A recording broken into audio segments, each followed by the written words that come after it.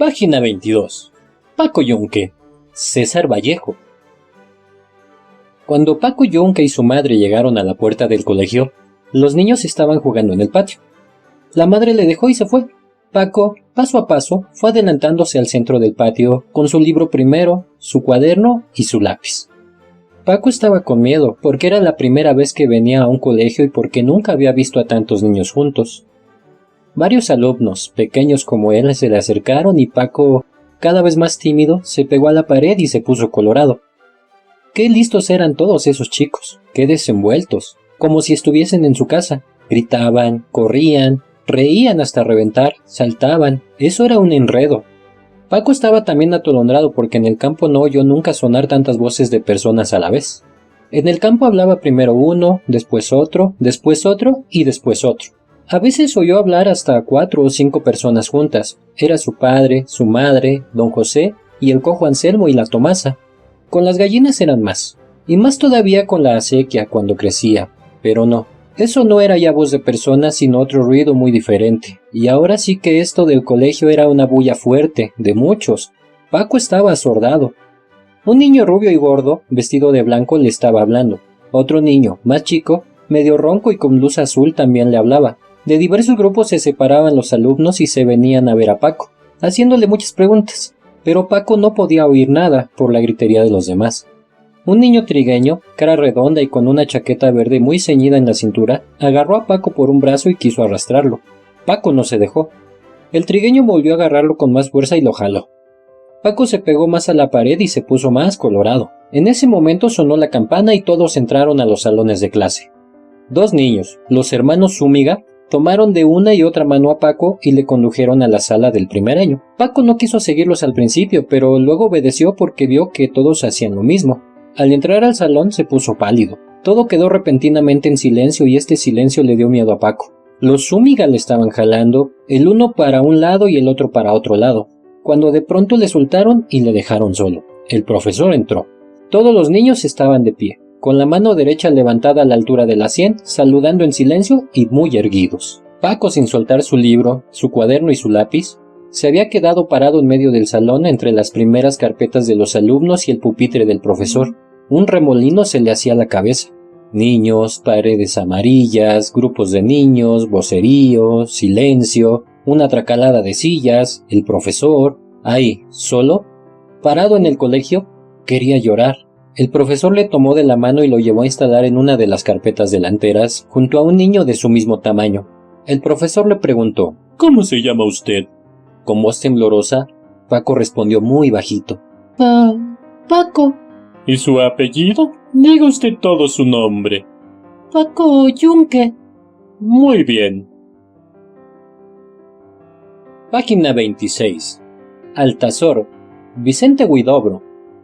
Hay un espacio despoblado, que es precisar poblar, de miradas con semillas abiertas, de voces bajadas de la eternidad, de juegos nocturnos aerolitos de violín, de ruido de rebaños sin permiso, escapados del cometa que iba a chocar.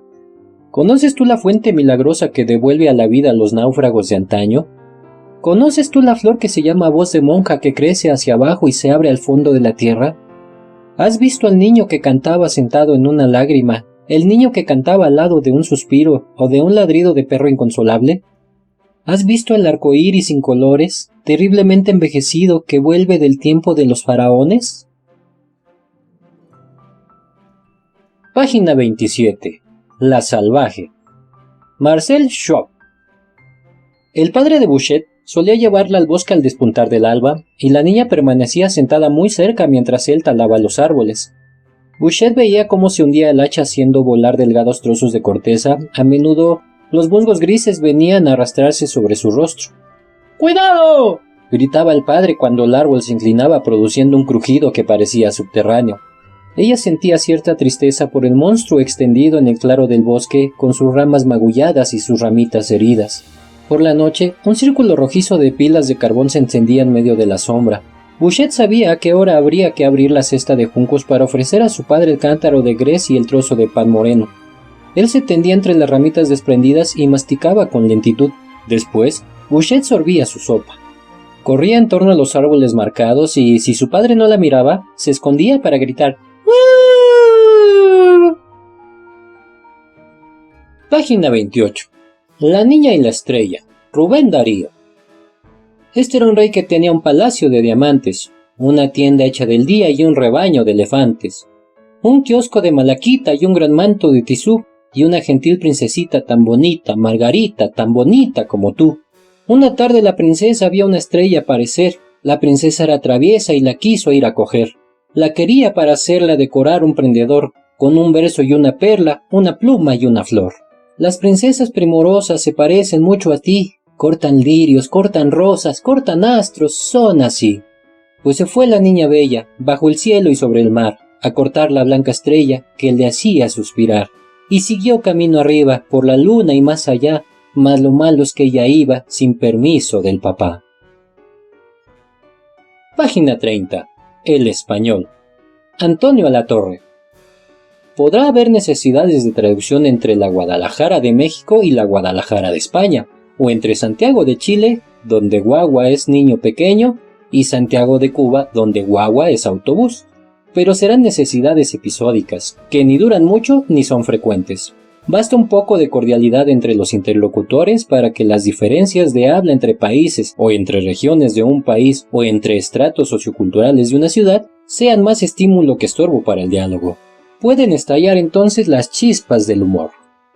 Así surgen los cuentos, como el del turista español que ve el letrero tacos y tortas en los restaurantes populares de México y deduce que allí se reparten palabrotas y bofetadas, o el del refugiado que acaba de desembarcar en Veracruz y está en el malecón con sus cosas y alguien le grita «¡Acusado, joven! ¡Que no le vuelen el beliz!». O sea, cuidado, que no le roben la maleta. Y él piensa Dios mío, yo pensaba que en México se hablaba el español. Lo único que he entendido es joven.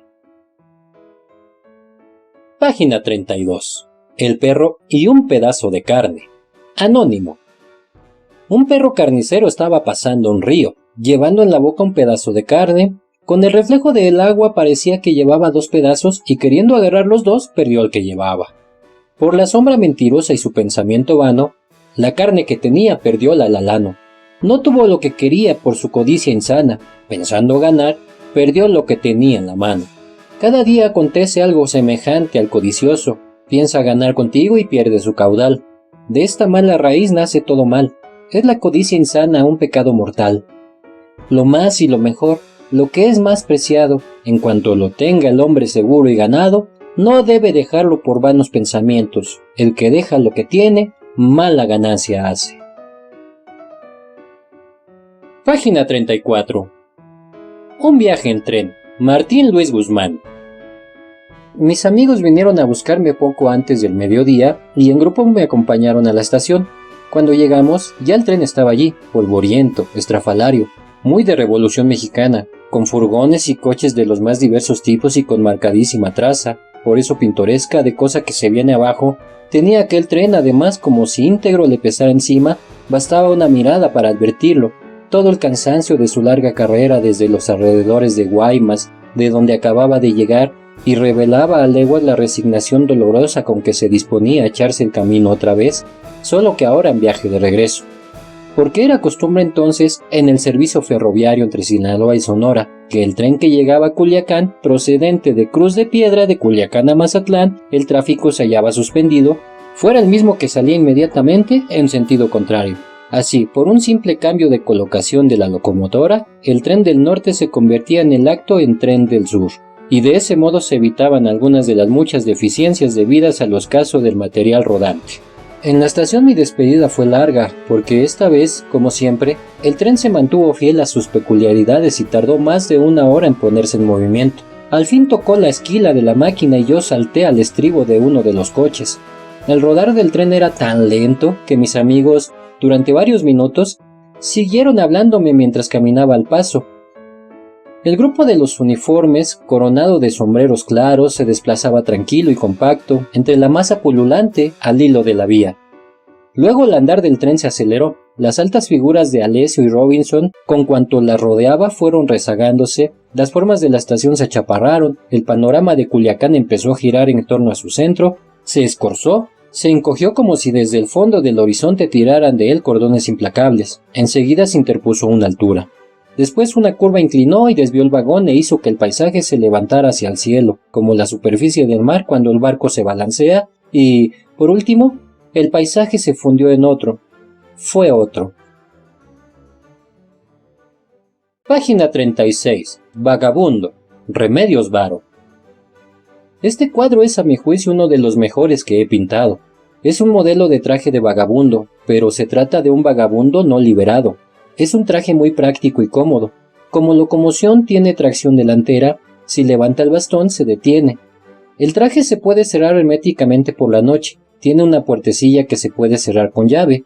Algunas partes del traje son de madera, pero como digo, el hombre no está liberado. En un lado del traje hay un recoveco que equivale a la sala. Allí hay un retrato colgado y 3 libros. En el pecho lleva una maceta donde cultiva una rosa, planta más fina y delicada que las que encuentra por esos bosques. Pero necesita el retrato, la rosa, añoranza de un jardincito de una casa y su gato. No es verdaderamente libre. Página 38. Cómo llamar a un gato.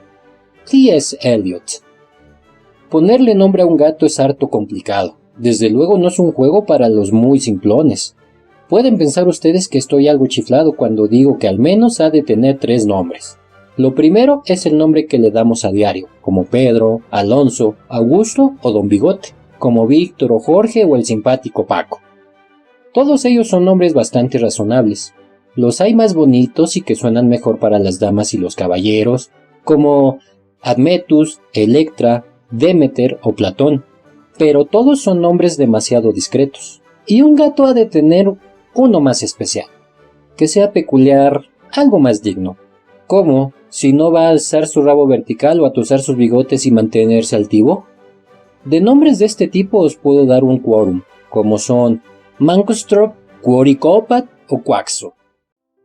También Bamboliurina o si no Yelilorum son nombres que jamás compartirán los gatos. Pero a pesar de todo, nos queda un nombre más, y ese es el que tú nunca podrás adivinar, el nombre que los hombres jamás encontrarán, que solo el gato lo sabe y no confesará. Si un gato ves en meditación, el motivo nunca te asombre. Página 40. Moby Dick. Herman Melville. Yo, Ismael, era uno de esa tripulación. Mis gritos se habían elevado con los de los demás.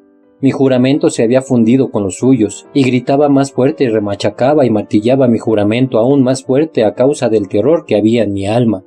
Había en mí un loco sentimiento místico de compenetración. El inextinguible agravio de Ajá parecía mío. Con ávidos oídos supe la historia de aquel monstruo asesino contra el cual habíamos prestado, yo y todos los demás, nuestros juramentos de violencia y venganza. Desde hacía algún tiempo, aunque solo a intervalos, aquella ballena blanca, solitaria y sin compañía, había sembrado el terror por esos mares sin civilizar, frecuentados sobre todo por los cazadores de chacalotes. Pero no todos aquellos sabían de su existencia, solo unos pocos de ellos, en comparación, la habían visto conscientemente, mientras que era muy pequeño el número de los que hasta ahora le habían dado batalla realmente y a sabiendas, pues, debido al gran número de buques balleneros y al modo irregular como estaban dispersos por el entero círculo de las aguas, algunos de ellos extendiendo valientemente su búsqueda por latitudes solitarias, de tal manera que en un año entero o más no encontraban apenas un barco de cualquier clase que les contara noticias, debido a la desmesurada duración de cada viaje, por su parte, y debido a la regularidad de las líneas que procedían del puerto de salida. Debido a todas estas circunstancias y otras más, directas o indirectas, se había retardado durante mucho tiempo la difusión, a través de la flota ballenera dispersa por el mundo entero, de las noticias especiales e individuales respecto a Moby Dick. Página 42. Desde esta luz. Coral Bracho. Una puerta, una silla, el mar. La blancura profunda, desfasada del muro, las líneas breves que lo centran, deja el tamarindo un fulgor entre la noche espesa. Página 43. La llovizna de abril. Enriqueta Ochoa. La llovizna de abril desprendió el sueño lila que florecía en la luz de las jacarandas y ardió toda la tarde sobre el rostro gris de la calle como una tierna flama. Página 44. La opinión de los demás. Amado Nervo. Iban por un camino un viejo y un muchacho arreando un burro. Como el animal no llevaba carga, alguien dijo: «Habráse visto gente más tonta. Va el burro de vacío y ni al muchacho y ni al viejo se les ocurre montarlo, prefiriendo cansarse en el camino». Cuando esto oyó el viejo, dijo al muchacho: «Mira, subamos a ambos en el asnillo, dice bien ese amigo». Y así lo hicieron. Mas al pasar por una venta, unos arrieros que ahí estaban exclamaron: «¡Qué gente tan cruel! ¿Cómo quieren que el pobre burro aguante a los dos en tan largo camino?». No bien llegaron estas palabras a oído del viejo, cuando se expresó así: «Mira, muchacho, me bajo del asnillo y sigue tú en él. Tienen razón esas gentes». Y como lo dijo, lo hizo. A poco andar toparon con unos carboneros que al verlos murmuraron: «Muchacho holgazán, deja al viejo a pie y él, que está fuerte, cabalga sus anchos para no cansarse». «Apéate del asnillo», dijo el anciano apenas se hizo cargo de lo anterior. «Yo cabalgaré un rato, tienen razón esas gentes». Apeóse del burro el muchacho y subió el viejo. Mas he aquí que unos buhoneros que cruzaron con ellos en el camino prorrumpieron en injurias contra el viejo diciendo: «Viejo sin entrañas, por tal de ir cómodo no se cuida de si el muchacho se fatiga con la marcha».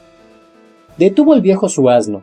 Apeóse confundido y perplejo dijo al muchacho: «¿Qué hacemos?». El muchacho, que no había inventado la pólvora, repuso: «Padre, pues carguemos con el burro». Y así lo habrían hecho, si reflexionando más cuerdamente no hubieran decidido cuidarse poco de los díceres y obrar como lo juzgaran más conveniente. Página 46. La infancia de Cuauhtémoc, Salvador Toscano. A los 6 años, la edad en que Cuauhtémoc perdió a su padre, la alimentación del niño se reducía a una tortilla y media de maíz, régimen sobrio que solo se habría de cambiar a los 13 años. En señal de humildad el niño debía acudir al tianguis o mercado, en este caso al espléndido mercado de su propio señorío, Tlatelolco, a recoger los granos de maíz y frijol que los comerciantes dejaban derramados en el suelo, y a esa edad debió Cuauhtémoc formar su primer recuerdo de aquel vasto patio circundado de columnas en las que junto a las olorosas rosas figuraban las legumbres y granos del país, la policromada loza de Cholula, el cristal de roca mixteco de los hechiceros, Iztaccíhuatl, las pieles de las selvas surinas, las ricas plumas de los quetzales centroamericanos. Cuauhtémoc, entretanto, había llegado a la adolescencia. El joven niño habría ahora de intentar el conducir sus propios destinos, pues entre los 13 y 14 años deberían los adolescentes internarse en los cercanos y solitarios bosques para traer leña y carrizos para el servicio de la casa, arremar el agua dentro en las canoas para pescar juiles, huevas, pescados blancos y truchas de la laguna, y solo ya, sin la severa y vigilante mirada del padre, el mozo debería recorrer las serranías y lagos del Valle de México para cumplir su diaria tarea. Y también fue así como Cuauhtémoc debió por primera vez saber la belleza de su patria. Página 48. Yo escucho los cantos. Antonio Machado. Yo escucho los cantos de viejas candencias, que los niños cantan cuando en coro juegan y vierten en coro sus almas que sueñan, cual vierten sus aguas las fuentes de piedra, con monotonías de risas eternas, que no son alegres con lágrimas viejas, que no son amargas y dicen tristezas de amores de antiguas leyendas. En los labios niños las canciones llevan confusa la historia y clara la pena, como clara el agua lleva su conseja de viejos amores que nunca se cuentan. Jugando, a la sombra de una plaza vieja, los niños cantaban. La fuente de piedra vertía su eterno cristal de leyenda. Cantaban los niños canciones ingenuas, de un lago que pasa y que nunca llega, la historia confusa y clara la pena. Seguía su cuento la fuente serena, borrada la historia, contaba la pena. Página 50. Una familia de árboles. Jules Renard. Después de atravesar una planicie calcinada por el sol, los encuentro. A causa del ruido no permanecen al borde de la carretera. Habitan los campos sin cultivo, cerca de una fuente que solo los pájaros conocen. De lejos parecen impenetrables, sus troncos se apartan cuando me acerco. Los árboles me acogen con prudencia. Puedo reposar y refrescarme, pero adivino que ellos me observan desconfiados. Viven en familia sin separarse nunca, los más viejos en medio, los pequeños, cuyas primeras hojas acaban de nacer, un poco por donde quiera, sin jamás apartarse. Tardan mucho en morir y conservan de pie a sus muertos hasta que se derrumban pulverizados. Se acarician con sus largas ramas para cerciorarse de que todos están allí como los ciegos. Gesticulan coléricos y el viento se obstina en desarraigarlos. Pero entre ellos no hay ninguna disputa, sus únicos murmullos son de asentimiento. Creo que ellos deben convertirse en mi auténtica familia, pronto me olvidaré de la otra. Estos árboles me adoptarán poco a poco y, para merecerlo, aprendo de lo que hace falta saber. Ya sé mirar las nubes que pasan, también sé quedarme quieto, y ya casi he aprendido a estar callado.